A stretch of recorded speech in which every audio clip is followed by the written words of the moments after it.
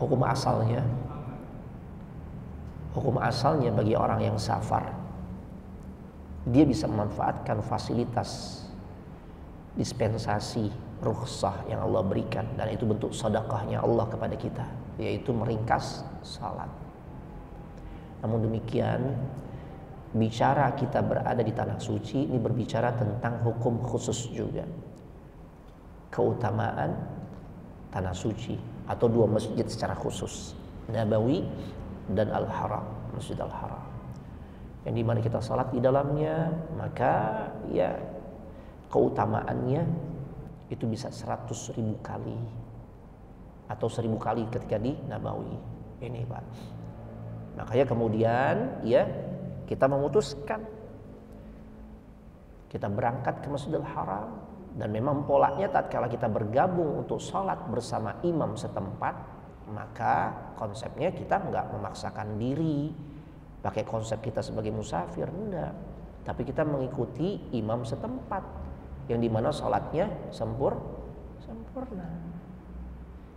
Nah makanya kan nih opsi ini sebenarnya fleksibel. Satu waktu Bapak capek, habis itu tur misalnya, ya bisa kembali ke konsep awal, qasar. Jadi ini justru fleksibilitas nih Pak, yang didapatkan dalam syariat Islam. Kalau Anda melihatnya bukan pada sisi mana yang lebih afdol, enggak. Afdol tidaknya tergantung situasi dan kondisi. Nah, taib. Karena pada kondisi-kondisi tertentu kita akan kembali lagi kepada posisi sepatutnya sebagai seorang musafir tuh ngambil rukhsah. Ya coba aja. Kalau kita mau pulang nih ke bandara nih, itu kan dibutuhkan ketepatan waktu dan sebagainya. Ya, maka afdolnya coba sesuaikan dengan timing kita nih mau pulang nih. Jangan lagi tuh maksa-maksakan diri. Ini kan 100.000 kali tuh. Gimana sih? Kan suka pada nggak taat aturan kan. Amir safarnya udah kasih tahu, nih kita nggak usah ya ngikut nih yang ini. Wah nggak bisa begitu Ustaz, ini 100.000 kali tuh. Makanya diselesaikan dengan kondisi. Ya kalau memang keberadaan kita nih baru hari pertama dari 4 hari keberadaan kita di Mekah atau di Madinah, ya sudah maksimalkan.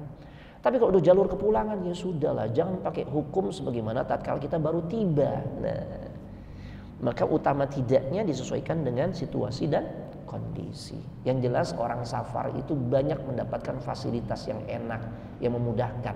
Makanya sifatnya boleh dia qasar, boleh dia gabung dengan imam setempat. Yang konsekuensinya salatnya nggak qasar lagi, tapi sempurna.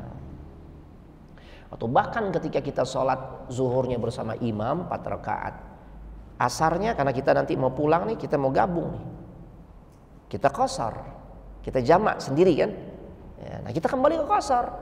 Jadi begitu selesai bersama imam 4 rakaat zuhur, kita berdiri sendiri 2 rakaat untuk ya melaksanakan sholat asar yang kita jamak dengan zuhur secara qasar begitu.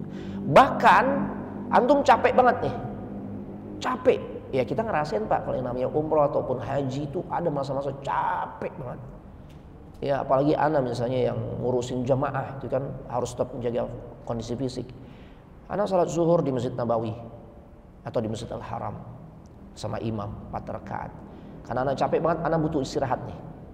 Nanti ana pulang dari Masjidil Haram atau Masjid Nabawi, ana pengen istirahat, bangun-bangun maghrib, maka ana langsung tuh selesai imam 4 rakaat ya bersama imam, ana bangkit, ana laksanakan asar, sehingga ana bisa punya waktu untuk istirahat yang cukup.